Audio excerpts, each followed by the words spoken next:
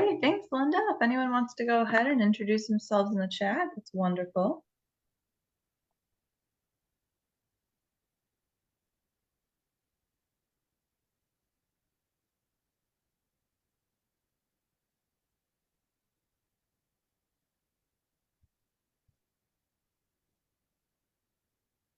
And Rebecca, did you talk to Sharon about the other room? Okay, great. All right, 35 folks already. This is wonderful. So good morning. I hope you're all having a great end of January. I'm trying to be glass half full. We only have a month left of winter, right? So hoping March just is a breeze. So definitely getting sick of all the sleet and snow and ice. But we're just thrilled about this morning. We're going to have a fabulous presentation, and it's wonderful to see so many folks on.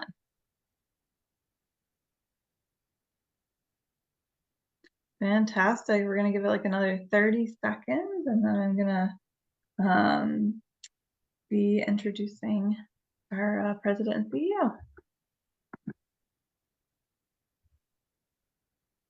Great. We have just a couple more folks that are joining, so I just want to bring them in. All right, without further ado, I'm going to go ahead and introduce Jeannie, and I do just want to apologize if any of you were inundated with emails yesterday on calendar updates. It was an internal Google glitch, but we fixed it for next time. So thank you all so much for being here. Fabulous to see you all, and I'm going to turn it over to Jeannie Montano, our President and CEO. Thank you, Melissa. And yeah, it is so wonderful to see everybody here. You know, United Way really wants all families in Dutchess and Orange counties to be financially stable and independent.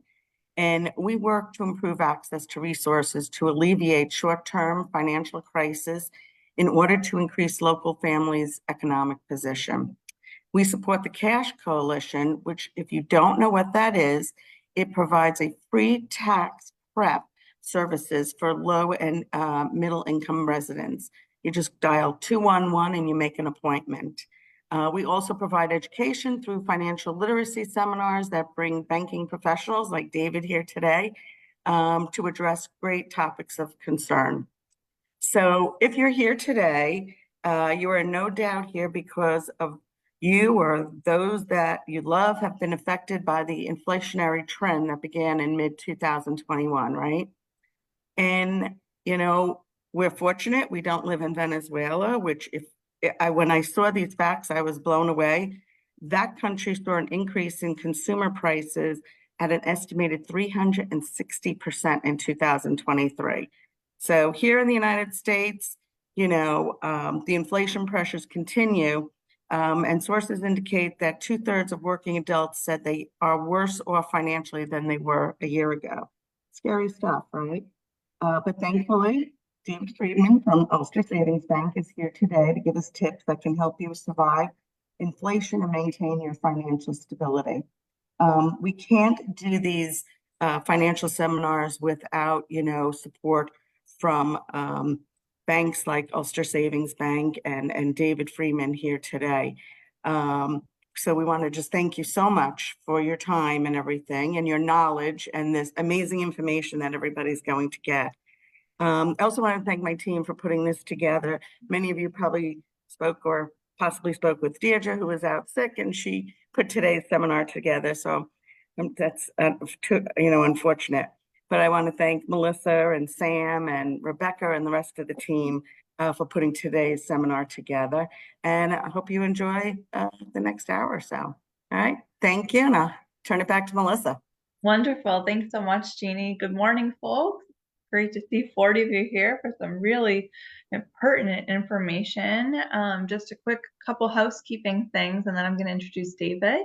Please go ahead and stay on mute, and we will mute you if there's any background noise. So don't be offended if we mute you, but try to stay on mute. If you do lose any connection, we're also on Facebook Live, so you can also see it that way.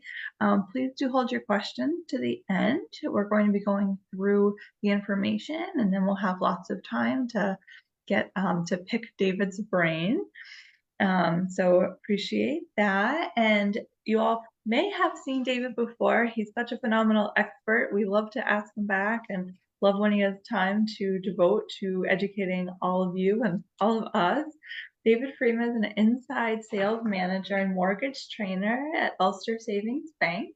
He has been in the mortgage industry for about 30 years as a loan officer, team lead, sales manager, underwriting manager, and territory manager. So many hats. He's worked for some of the biggest banks and mortgage companies in the country and several regional banks. David has been with the Ulster Savings Bank for almost 7 years, but I think this is an older bio, so probably more than that now. Working mainly out of the Kingston headquarters and has done home buyer workshops for hundreds of clients in that time, which maybe thousands by now. He is a lifelong Hudson Valley resident, married for 26 glorious years, love that, with two sons in college and has a rescue dog named Philly. So welcome, David. I'm going to turn it over to you. All right, great. Well, thank you so much, Melissa, and everybody at United Way. I'm very happy, very proud to be here as a representative of Ulster Savings to work with a great group like yourselves. First, I'm going to go ahead and hopefully share my screen here. And let me just know.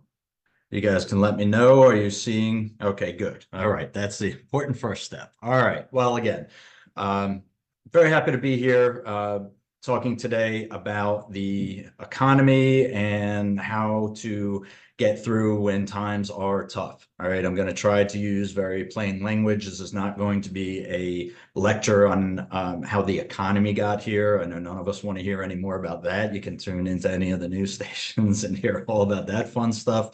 That's not what we're here to do today. It's how do we survive as an individual, as a family.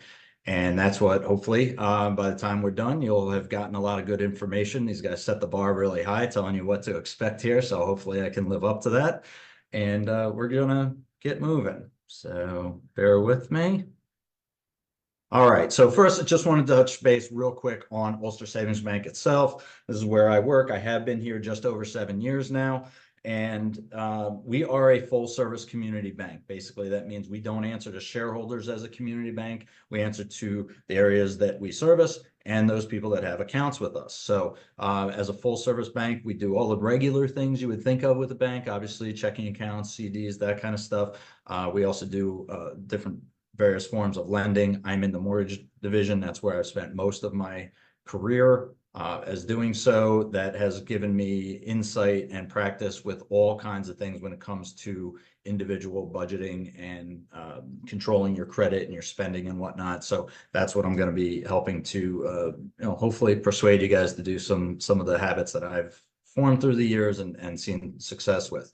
As far as the bank itself goes, again, we're looking at we've been in business for over 170 years. Not going to read the whole slide to you. The services that we provide, in addition to, as I said, the regular banking stuff, we have financial planners here. So once you get your personal situation in such a spot where you do have some extra cash flow, that's something that you may want to look into, is contacting one of our financial advisors. And we are all over. I assume most of the people on the call are from, since this is United Way of Dutchess and Orange. I mean, we cover basically the entire Hudson Valley. We have branches, and we also offer services, very important this time of year. We do tax preparation, we have payroll services, and we have a full service insurance department here where we can do everything from homeowners insurance, auto, life, everything that you might be in need. So the other big thing that we do believe in giving back, not just in doing things like this, but in the last 25 years, we've donated over $15 million and just thousands of man hours to our local charities. It's a big part of why I came here to Ulster Savings, and it's very important that I work for an organization that likes to give back like that. Okay.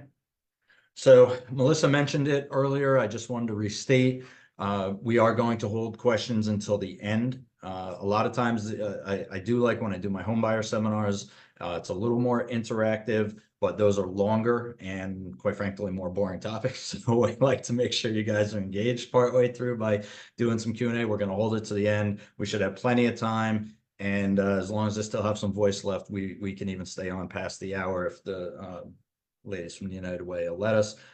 Don't ever be embarrassed about having questions. Again, I've been doing this type of thing for over 30 years. Most people have the same questions. There are obviously certain things that are real specific to your situation. But in general, if you have a question, chances are other people on the call are going to have the same question. It's not a problem. When we go to do the Q&A, we're going to do it anonymously. Don't worry about that. On that note, I just want to say some of the things I'm going to cover today may or may not apply to you.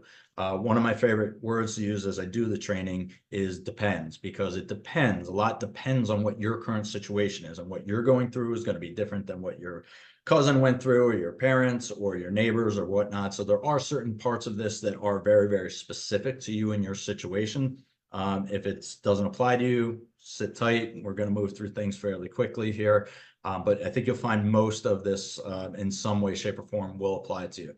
The other thing I want to point out is this is not going to be all candy and roses, okay? When we talk about personal budgeting, we talk about getting through when times are tough in the economy, there's some real hard-nosed looks that we got to take at ourselves on what we're doing. I'm not trying to be mean or negative or insulting to anybody. It's just the facts of the matter of this is the situation that we're in. I'm here, I live it. So I know all those things. I consider myself to be the cheapest person in the world. So as the inflation is rising up and our food bills are going up and everything, believe me, I definitely feel it.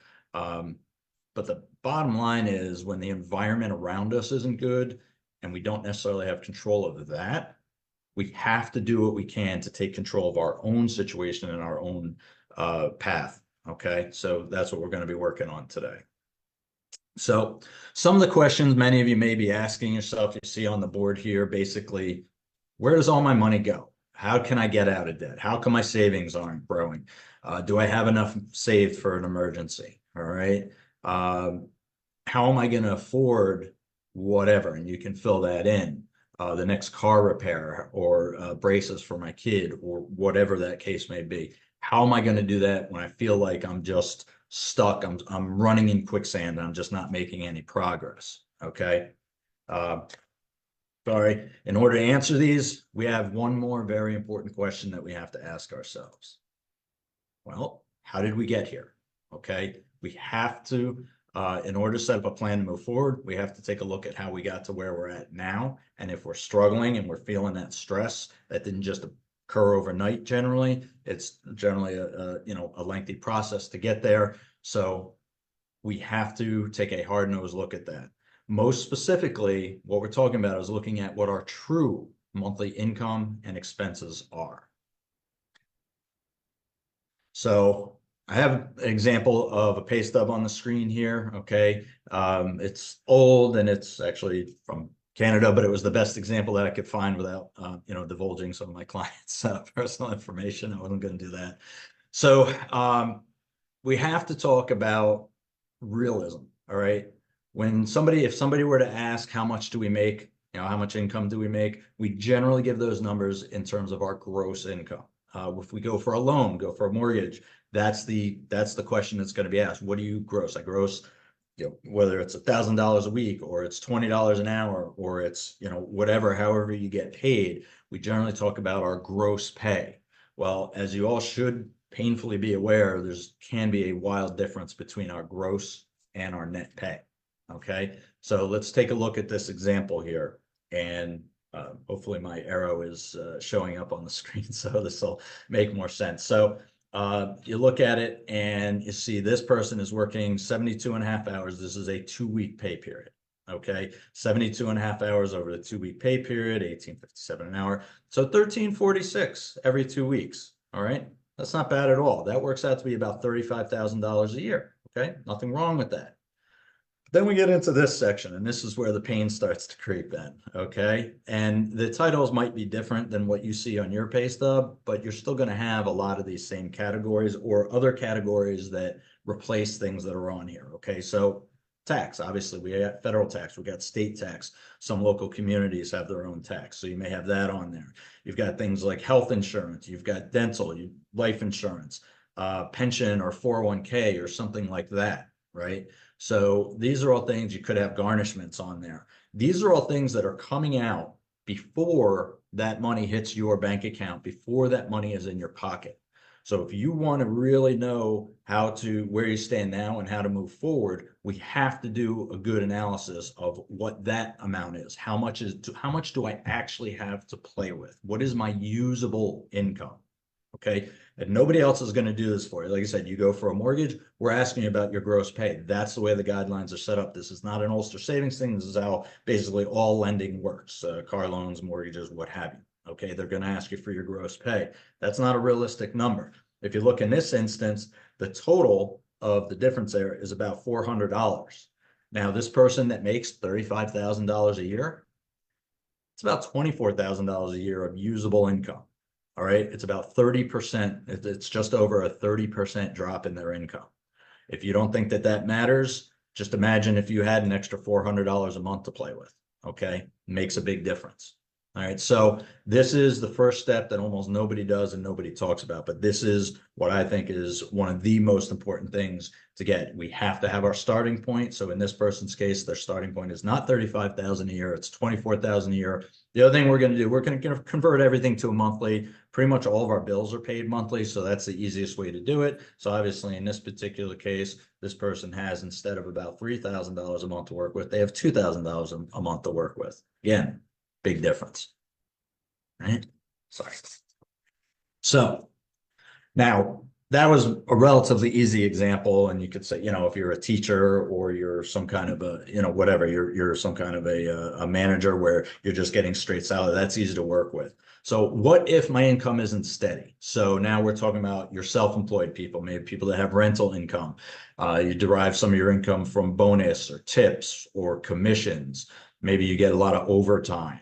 You could even be a seasonal employee, something like you work for a landscaping company. So during the middle of the year, your spring and summer months, those are your busiest months. Right now, not so much. Yeah, I know you do snow removal also, but what have we had? Twice, I think this year, maybe a third time that you've been able to do something with that. So one of the important things when we have a fluctuating income like that, do not ever go off of your best week or your best month. Okay. That is a sure recipe for disaster. And it's something that I talk with people all the time.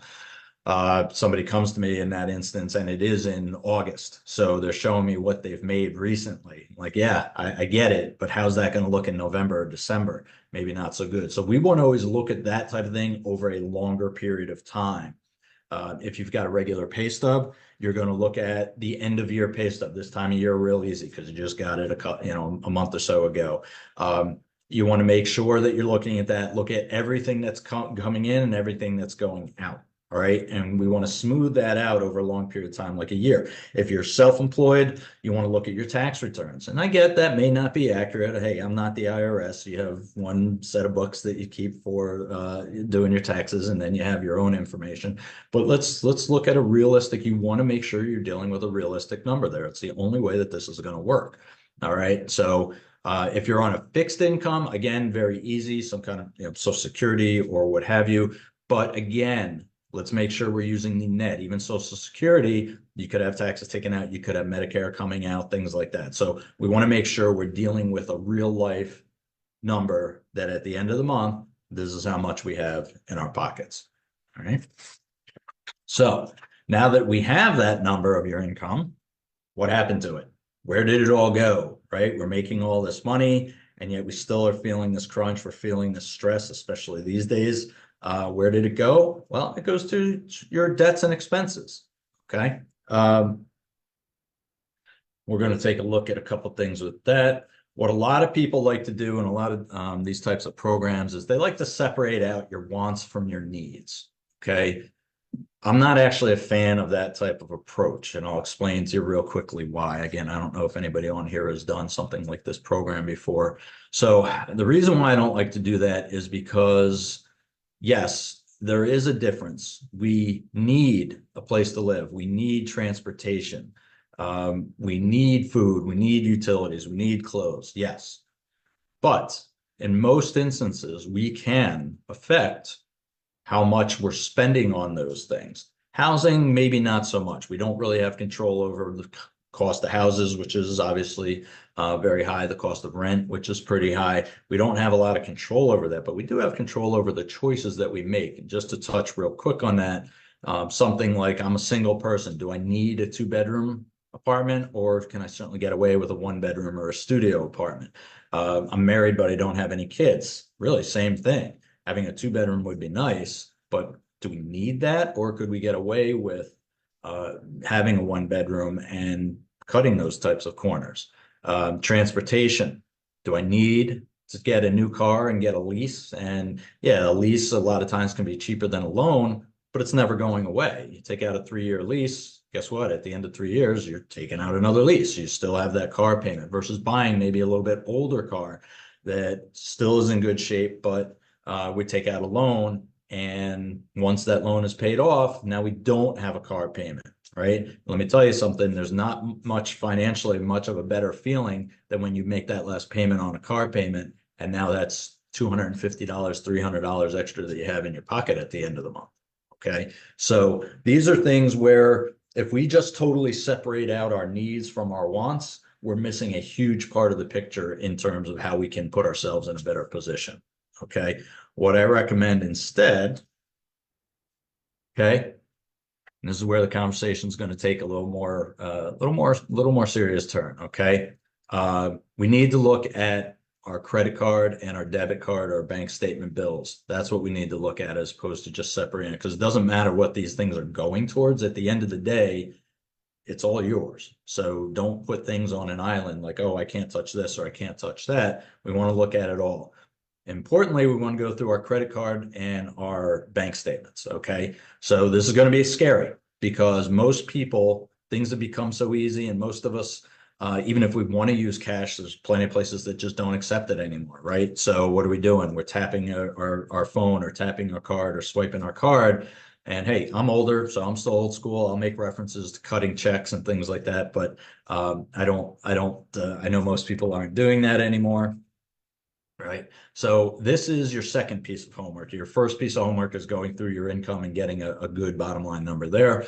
This is your second task, is going through your expenses. So print out, right? We don't print anything. Everything's digital anymore. For something like this, print out your most recent statement for each of your credit cards and your bank statements. And we're going to go through and we're going to highlight and kind of separate, put into different categories your different expenses. So if your rent is coming out of there, your car payment, your food, whatever you've got going on, we're going to separate those out. I want to make special note of this list that you see in front of you. Again, I don't think we need to read through it, but you're going to make a special note of these types of expenses, and we're going to come back to them.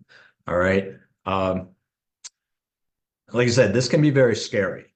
I was working on a client's file the other day, and it's somebody who's really struggling. We're really trying to figure out a way to get them into a home, and going through this person's bank statements, and it was a regular bank statement, runs from the 1st to the 30th of the month. By the 11th of the month, they had 40 transactions. Okay. Probably not going to hit your financial goals if that's the way that you're running things. There's a good chance that that's a little excessive. Okay, so take a look at it. Put aside your feelings for this part of it. We'll talk about feelings a little later. Put aside your feelings. It's got to be just about the numbers. Okay. Now, I now have my numbers. Okay, I've got my true income. I've got my true expenses. Now what? Well, now we're going to create a basic budget. All right. And we're not going to get into too much details of that here. Again, I'm trying to keep this a little lighter moving along, but very simply, just subtract. You're going to subtract your total monthly expenses from your total income. Okay. We're looking to see how we can put ourselves in a better position. Well, if that number is negative, we got a lot of work to do. Okay. It's not unobtainable to put yourself in a better position and alleviate some stress. We got a lot of work to do. If that number is positive, we still got a lot of work to do. And there's still plenty of opportunity. If you're feeling stressed and feeling the crunch, there is going to be opportunity for us to make moves that are going to help put us into that better position. So we're going to attack this two ways. One, we're going to cut new spending, and then two, pay off old spending. That's your debts. Those are the difference. You got your current spending and you got your old spending, which is your debts that have maybe piled up a little. Okay. So attack number one, we're going to cut spending. So remember that list that we made before? And I told you we were going to come back to it. And now you see it on here. We have to reduce and eliminate spending where we can. So these types of things are budget killers. Okay. Fast food, takeout, restaurants, obviously it kind of speaks for itself. Subscriptions. So these are things like your Netflix, your Hulu, your Amazon Prime for movies, your Spotify or Apple Music. This might be food delivery services like HelloFresh or something like that, where they prepare the food for you. And there's all kinds of services, Sweater of the Month Club. There's things for our pets, right? There's things like that. We got to look at these things. Yeah, it's great. And we get cute stuff and all that.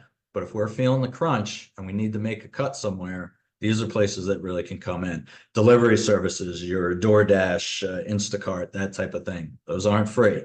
ATM withdrawals and fees. When we do take out cash, are we keeping track of that? We go to the ATM and take out $20. We go to the ATM, we take out $40. How much is the fee on that? $2, $3, something like that. Think about it. That's a high percentage. Okay. If you're getting hit with a $2 fee when you take out $20, that's 10%. Well, I think we could do pretty well with having an extra 10% of income in our pocket. Okay. So we want to look at that stuff. And then what are we doing with that cash? Do we know where that's going? Most of the time we don't. It's just all of a sudden I'm back out of cash and I need to go to the ATM again. Coffee, there's a big thing. I happen to be, I guess, fortunate that I'm not a coffee drinker, but I know many of my friends and coworkers and clients and all of you are. Very often friends of mine or clients be complaining about how they just don't seem to be able to get ahead, but they're drinking one of those giant, cups from Starbucks or from Dunkin' Donuts or whatever. I'm like, hey, you know what? There's a big way that we can cut out. All right. And I'm not telling you got to go without it. Make it at home. Okay. You cut that bill by 2/3, 3/5, something like that, just by doing it at home. And it's one of making coffee. It's one of the easier things you can do. Gym membership. I'm a little hesitant to put something like this on there just because I do believe in trying to live a healthy lifestyle, and that will help with some of the other things that we're talking about. But are we using it? Okay, now this time of year, probably, because January 1st, we make our resolutions and we're going to hit the gym this year and all that. So we sign up and there it goes. So are we using it? If we're not using it, and again, I know friends of mine that have been in this boat before, they basically feel embarrassed because most of these companies make you have to go in to cancel and they feel embarrassed about doing it. You got to get over that. You just have to get over that. Okay.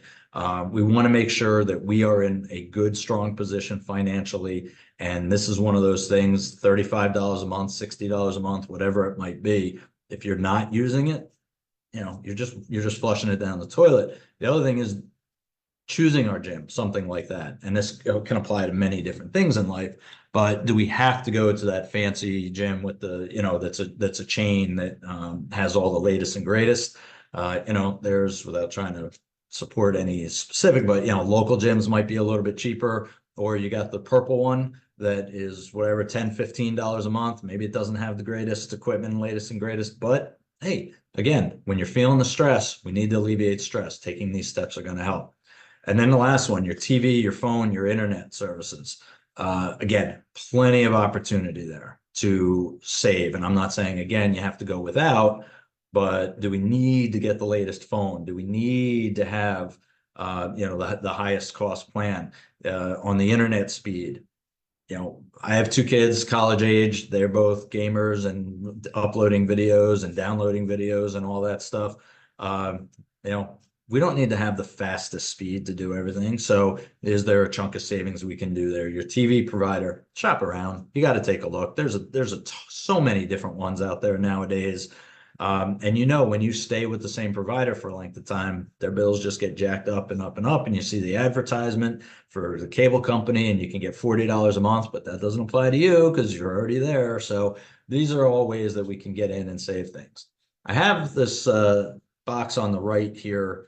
This to me is a special area because this is really where self-discipline comes in, and talking about not having somewhat of the instant gratification we need to delay or completely drop these types of expenses. Again, not going to read them off to you. You can see them there, but these are, certainly not necessities. And hey, I get it. I have kids, I have a job, I have life that goes on. There are times where, maybe that first topic is a necessity or it feels like a necessity on a Friday night or something. But hey, we got to do what we can to, if not eliminate, then certainly minimize these things. Instead of going out to a bar and getting a couple drinks, buy it and bring it home, that type of thing. Just right there, you're talking about, cutting the expenses dramatically. So these are all ways that we can help put ourselves in a much, much better position in order to move forward. Okay, so now that's talking about cutting our spending. Now, once we've done that and we've set that up and we're on a good path with that, now what? Well, how about a pop quiz? Okay. We'll get to that. So our tack number 2 is on cutting debt. So we have to reduce and eliminate the debt. So how do we start doing that? Well, the first thing, as I said before, is go through and list all of your debts. Let's put it on a piece of paper. You can do it by pen and paper. There's plenty of programs out there that you can set up just a basic worksheet where you're setting up your list of accounts, have the lender name, the interest rate, the balance, and what your payment is. Now, use your minimum monthly payment, okay? Not the payment that you're making, which some of you that may be what you're doing because you're in this crunch time and all you can do is the minimum payment. Put down the minimum payments, all right? Not what you're paying. Why? Let's go to our example, all right? So here's just a snapshot. So we've got our lenders, our interest rates, our balances, and these are the minimum payments from we'll say these are credit cards, okay? We really want to do this with, you can put everything down there. We're going to make special notice of our credit cards because those are generally our highest interest rates. I'd say you could put personal loans on there too. Again, they're generally pretty high double-digit figures as far as your interest rate goes. You look at things like your house payment, if it's a mortgage, or if it's rent. Again, that's something that maybe we can't necessarily do anything about immediately. Your car payments, while they may be high, your interest rates are generally a little better. Your student loans, your interest rates are usually a little better. So we really want to focus on your credit cards and your personal loans. Those are generally the worst things because while paying the principal has some pain, that's not what kills you. It's the interest that kills you, right? That's what it's all about. That's how these companies stay in business. So let's say we go through and do this, we do our calculation, and we have an extra $150 left at the end of the month, okay? After we've cut out some of our unnecessary expenses and whatnot, we have $150 left over. Now, what am I going to do with that? Well, here's the options. I added an extra one. Never mind, a little typo there. Not 3, there's 4. So A, spread the wealth. When I mean that, let's say we put $50 on this one, $50 on this one, $50 on this one. Does that sound like a good idea to do? 2, or B, add to the card with the lowest balance. So take this card, it's got the lowest interest rate, but it's got the lowest balance. Maybe I should put everything on that. 3, add to the card with the highest rate. Well, my highest rate is this one here. Maybe I should just put it all in there because it's the highest interest rate, and interest rate's what kills us, right? Or 4, hey, it's at Vegas. Let's let it ride and see if that works out for us. What do you guys think is the best option here between A, B, C, and D? My opinion, and again, this is mostly just my opinion and my experiences. The correct answer is B, add to the card with the lowest balance. And here's why. This may seem counterintuitive. Why not these other ones? Well, A and C, kind of the same category. A, spread the wealth. Yes, you're paying things down, but not necessarily in a way that you're going to be able to make real progress and you're not going to feel it. I told you earlier, we were going to get into some feelings, right? So you're not going to feel that progress by doing that. Adding to the card with the highest interest rate, yes, in some respects that might make sense, but to me, only if the balance is lower. Okay. And sometimes we're just in that position where we just, this is, again, we're here, we're dealing with the situation we're in. We're not rewinding the world and going back in time. And D, Vegas, hey, it's not as much fun as the commercials. You can trust me on that one. So by adding that 150 onto a card, here's the example that I'll give for you. Add that onto a card with the lowest balance. Okay. So that's this $2,000 right here. So by adding that on, that 150 onto the minimum payment of 40, that's $190 a month we're putting on there. All right, you'll now pay that off in about 11 months. Okay, so in less than 1 year, that card is gone.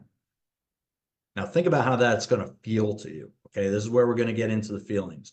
We have to have some positive reinforcement. We have to feel like we're making progress on things. It's the same thing as if you're trying to lose weight, get in better shape, getting your finances in better shape. It's all the same thing. We have to feel like we're making progress. All right. So now I've got a card that's gone. Now I now have that $150 that I already had at the end of the month, plus the $40 I was using as the minimum payment. Guess what? I'm going to put that on the next account. So now I'm going to put that here. I was already paying 100. I have an extra 150 from when I redid my spending, and then I have the $40 from that other. Okay. So now you have that extra 190 put onto that next card. That'll be paid off in about 16 months. Okay. Now, in about 2 years, all right, it's 27 months. So, 2 years and a couple months. In about 2 years, you've gotten rid of 2 cards already. We've gotten rid of $5,600 worth of debt. That's not bad. All right. Think your stress levels have been coming down? Absolutely. All right. Now we have that $290 extra because we have the 150. We got our 2 minimum payments. Now we put that on this, the big one. Okay. On that 8,200. We're already paying $164 a month. Now we can get that card paid off in another 20 months. So total that all up, you just paid off almost $14,000 in debt in about 4 years. Okay. This is not making enormous sacrifices. This does not mean you got to eat mac and cheese for dinner every night. This does not mean that you have to completely cut out and disconnect your internet service or your phone service or anything like that. All right. These are basic steps that you can take to put yourself in a much, much better position. So now we've all heard that expression, all work and no play makes Jack a dull boy. As I said before, I'm not saying you got to cut everything out. You have to treat yourself from time to time. Again, same thing as if you're taking a course to learn something, you're trying to get into shape, lose weight, whatever. Same thing with your finances. You have to treat yourself from time to time. You pay that first credit card off, go out to dinner, right? Treat yourself a little bit. You don't have to go to a 5-star restaurant and put yourself right back in the same position, but do something good for yourself. Have a little treat. Have something that's going to make you feel good about it. Then get right back on the horse. Okay, you have to do that. If all you're doing is, and this is something I've actually been guilty of. I said I consider myself the cheapest person in the world. That's where, fortunately, my wife, my partner, she's the yin and the yang with me a little bit on that. She makes me enjoy life by treating ourselves to things. Otherwise, we just sit at home all the time and play board games. All right. So getting back to the original topic, what's the best way to survive in an inflationary economy? It starts today by instilling habits and practices that continually put you in a position to succeed. Okay. We're going to do that. We're going to do the 2 attacks that we did. We're going to do our homework. We're going to get our income. We're going to get our debts lined up. So we're going to review all that stuff. We're going to focus. We're going to minimize on the purchases and the expenses that we have. We're going to delay on things that we don't need to do today. They're true wants, not needs. And we're going to eliminate. We're going to just take out completely those things that are just budget killers. Okay. And then we're going to follow through. We're going to set up that budget. We're going to stick to it. Record. We're going to record everything that we spend money on. If you're taking out cash from the ATM and you take out $40, get hit with that $2 fee, that's gone. But you got that $40. Where did that $40 go? Are you going back to the ATM 2 days later, or are you going back to the ATM a week later? Okay. And then reward yourself. Live a little. Make sure that you're paying attention to where your mental state is and where your feelings are in this, because it all has to work together and to be truly, truly successful. When do you start? You start today. And you see that line at the bottom. It may sound stupid, but it's something I use all the time. If you don't do it, it's not going to get done. And this, I'm going to relate back to, we just had, the new year. New Year's, we're making our New Year's resolutions. I don't do them. I don't recommend that people do them, because in order to do one that's really good, you have to put some time and effort into thinking about it. So let's say it's December 28th and you come up with, okay, I'm going to make sure I stop whatever playing this game on my phone at night, and instead I'm going to read a book come January 1. What's so magic about those last 3 days? Right? If you don't do it, it's not going to get done. You make this decision today, tonight, tomorrow. I'll give you, say, the latest this weekend, 2 days away. Okay, because there's some work involved here. Sit down and do this. You can think about it. You can think that some of the things that I said made sense. You can think some of them didn't make sense for you in your situation. That's fine, but do something. If you choose not to, that's a choice. Okay. We can't control the environment around us necessarily, but we can control what we do and how we react to things. And these are the things that we need to do.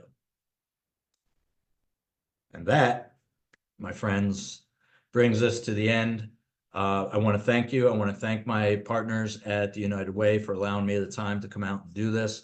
I do like working with people. I like helping to put people in positions. That's why I got into the business that I got into over 30 years ago, is helping people to get into their homes and stay in their homes. I also like getting them set up to buy a home, and at maybe a year down the line or 2 years down the line, depending on what everybody's individual situation is. But here we go. Here's our information. If you would like to speak to a financial representative, whether it be a banker that can help you with setting up bank accounts, setting up automatic payments for things. I'm a big believer in automatic payments. Go ahead and give us a call there. That's the main number, 338-6322. And they can hook you up with the local branch and the local banker in your area. If you want to do it over the phone, online, go out to ulstersavings.com. There's all kinds of options there. We also have a whole slate of financial literature courses that you can take out there. It's not this exact thing that I presented here, but it's all different topics. So feel free to go out there, ulstersavings.com. There's a tab at the top for learning. You go into there, and there's all kinds of free courses that we offer. Again, you can come in and talk to a banker, and talk to a financial advisor, whatever you need for your current financial situation. We should be able to help you out. And with that, I'm going to take a breath. I'm going to invite Melissa to come back on and take a look and see if we have any questions in the chat room, and see how else we can help people today.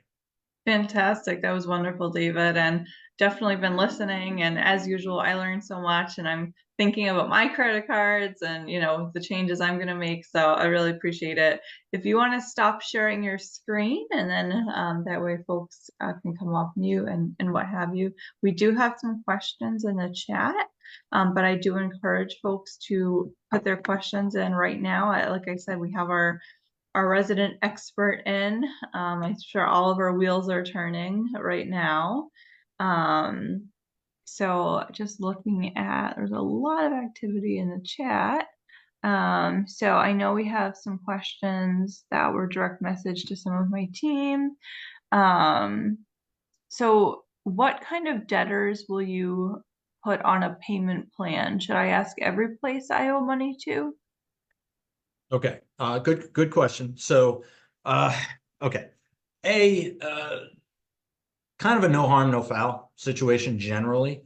One of the questions, if you're going to do that, you need to ask is, how is this going to show on my credit report? Okay, we didn't get into that. That's something I do get into a lot in my home buyer seminar. We didn't get into the credit report itself, but having a better credit score obviously only helps you financially, helps you get you better rates on your loans and your even in your insurances in a lot of cases. So it depends on what the effect on the credit report. If they're going to report you as making payment arrangements or something that could hurt your credit score. So you gotta, that's this individual decision, and it depends on what, again, my favorite word, depends on what your current situation is, and how much you kind of need to do that. The best advice that I give you, I talked about it in there, and it is generally the first thing I say to people. It's about that whole spreading the wealth thing, and not to do that. Make your minimum payment on everything. Don't get me wrong. Don't miss a payment if you can at all avoid it. Don't miss a payment. Make the minimum payment on anything, but anything that's extra all goes on one account. Okay, and you can decide to do different ways than what I suggest, but everything goes on one account regardless of what you do. So can you make payment arrangements? Yes, some places will allow you to. Some places may tell you we only do that if you're late. Okay, so now you got to balance out, okay, I might be able to alleviate a little bit of stress by not making a payment on that account this month, but it's going to affect your credit score. It's going to affect your credit rating. It's going to affect future loans and credit cards that you take out with higher interest rates. So that's something I'm just unfortunate. There's a lot of credit counseling agencies out there that that work with you on that. I've heard so much bad advice through the years. I kind of cringe when I hear somebody say that they're with credit counselors. I'm sure there's good ones. I just don't know that I've seen one. So just you have to be very cognizant of what what the results of those actions will be. Okay. Yeah, thank you so much. Those are really good. Definitely very helpful. We have another that are kind of similar. Should I make changes to my retirement plan due to inflation? Should I dip into my retirement accounts to pay off debt? Okay. Yes. Another good common, very common question. And this, what I told you guys up front, if you have a question, chances are other people have the same thing. That's what we see all the time. Uh, maybe. Okay. I'll give you a little different than depends. I'll give you a maybe. That's not something I would definitively have answers for. Sorry, I've been talking for almost an hour straight. So, I will say if you are, I'm a big believer in putting away for the future, but not necessarily at the expense of creating what I've talked about a bunch of times, the extra stress for yourself today. So if you're putting 10% of your paycheck away into your 401k through work, maybe we do cut that down to 5%. The bottom line is, even if you're getting a good return, what's a good return on something like that? 10% probably of a good return. Well, if you're paying, and that's only a small part. It's not like all of your money is going there, right? It's a small portion of your money is going into that, earning that 10%. But if you're paying 20% interest on a credit card and you're earning 10% interest on your retirement account, that's, you know, that's too lopsided. So to me, that would make sense to maybe delay, you know, cut that down, delay. That's something that maybe is more of a conversation for a true financial planner, which I am not. I am not a licensed financial planner, and I'm not telling you what stocks or accounts to put your money into. So in more general terms, that might make sense for you as an individual. If you're in that type, if you're in a position where you're barely making your minimum payments on things, or maybe not even, then yeah, that probably makes sense. You have to be disciplined enough to go back to it once you're in the right position, though. That's the other thing. You don't want to forget about it. You want to, and you free up, say you have $50 a pay period going in, so $100 a month or something like that. That's not going out to eat money. Okay, that's paying bills money. That's it. You have to make sure it's all going in that direction. All right. I think that Yeah, answered the question. Sometimes I talk for so long I forget what the original question. no, that's great. One person wants to know if student loans prevent you from getting a mortgage. By themselves, absolutely not. But if your payments are too high on them and you can't now afford a house payment, so what we're going to look at, I'll get into this real quick. This is something I could talk about for hours, obviously, and Melissa's heard this from me before. So yeah, so even if you're not currently making payment, it's a deferred payment, and you've got a thing. If that's a situation, we're still going to assign a payment onto that, because at some point you're going to have to pay it, right? So and different lenders, different programs have different things. It might be a 0.5%, it might be a full percent of whatever the balance is. So if you have $20,000 in student loans, we might have to hit you with $200 for a payment on that, even if you're not actually paying it. If you're in some kind of a income-based repayment plan, and I strongly suggest you look into that, look into an income-based repayment plan, that your payment will be tailored based off of where your income is. So if your income is lower, your payment will be lower. And there's nothing wrong with that, and that won't hurt your credit report. Okay. So that's something that I would look to do. So no, just having student loans by themselves is not, by itself, is not really a factor, as long as the rest of your profile works. Yeah, thank you. This is a good one, and sort of what you alluded to. Should I take a loan from my bank if it is less interest to pay down my credit card debts? Probably, yes. Again, the balance is the balance, right? We're going to have to pay that back, however, whatever source we're in. If you can get a personal loan at 10%, obviously that's way better than the credit card that's at 20% or 18% or whatever. What you have to be careful of there is the term. Okay, so your minimum payment on a loan is generally going to be significantly higher than what your minimum payment is on a credit card. Now, the upside of that is you're going to pay it off quicker. In a lot of cases, way quicker.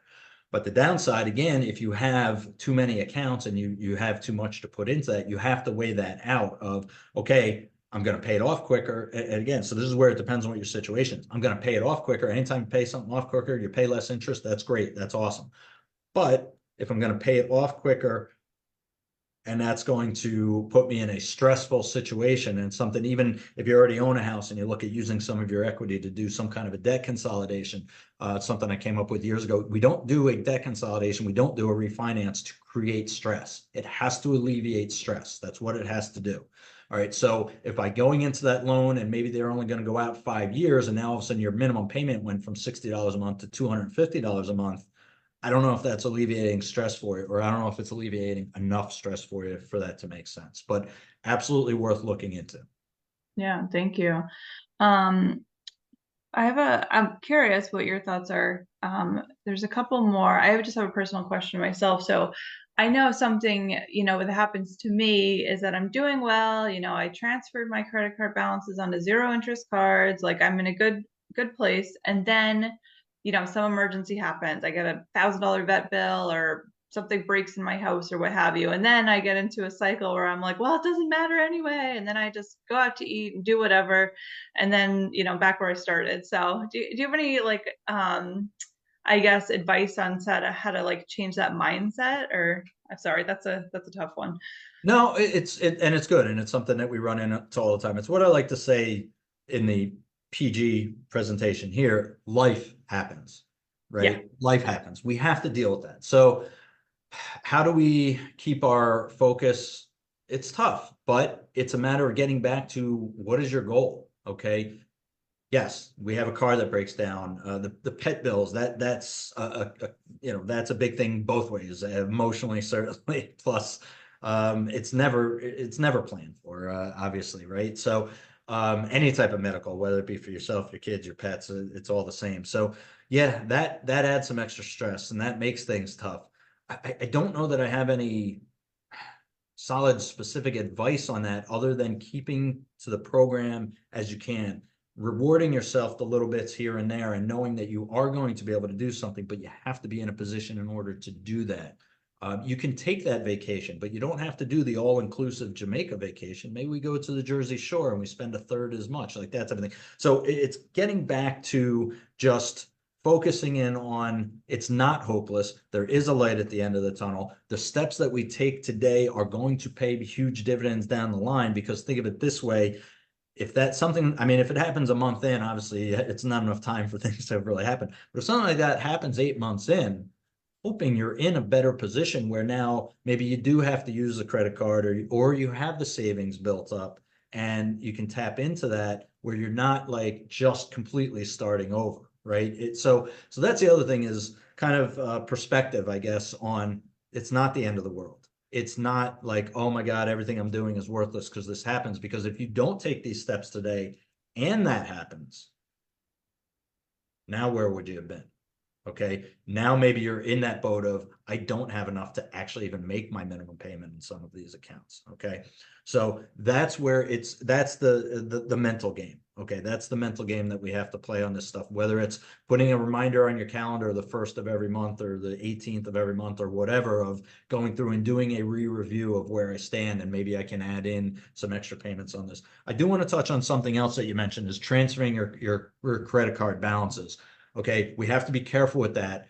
There's asterisks on every financial form that we have, right? And I went through a period where just more, I get mailers every week on this credit card and that transfer balance, this and that.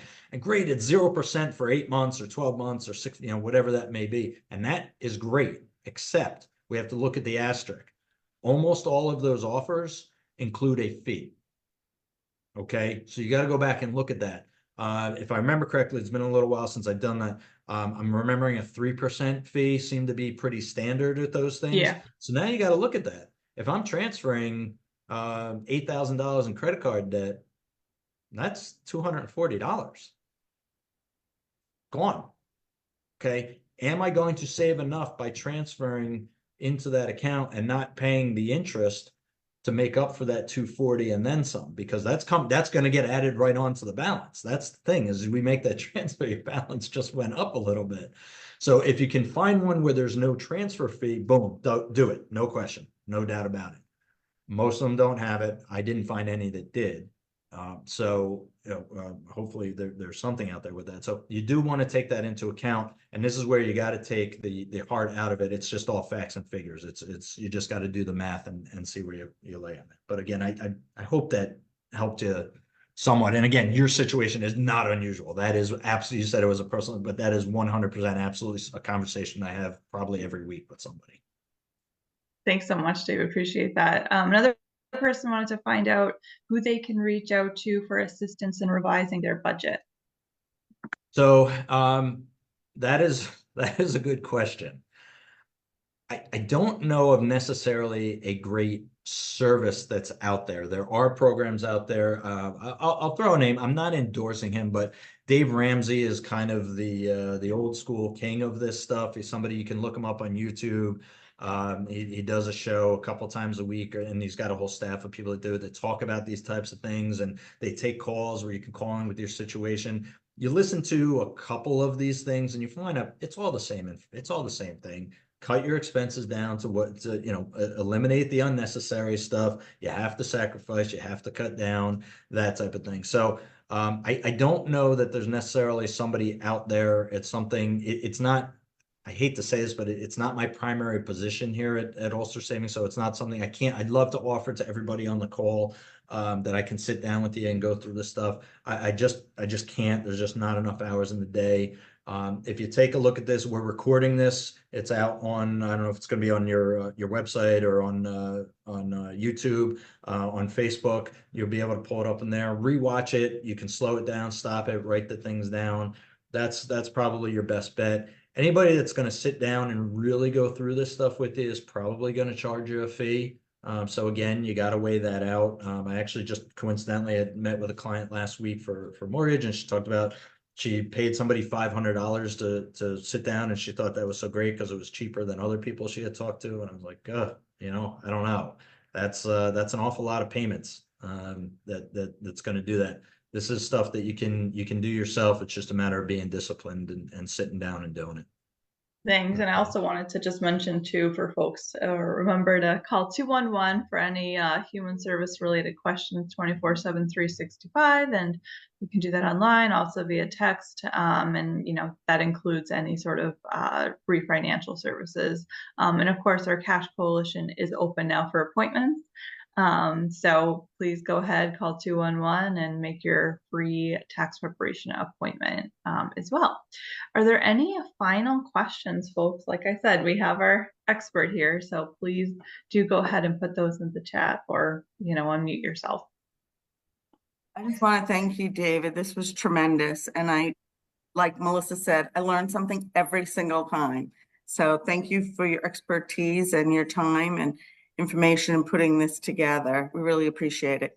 Well, I thank you for saying so. These are the types of things when we're not doing them live, you're not getting that instant feedback. So I definitely appreciate you saying that, and it feels good to make accomplishments. So that's good. Happy to help. Yeah, thanks, Jeannie. Absolutely great. Any final questions? Thank you, Linda. Speak now or forever hold your peace. Or chat now. Don't be shy. All right. Well, thank you.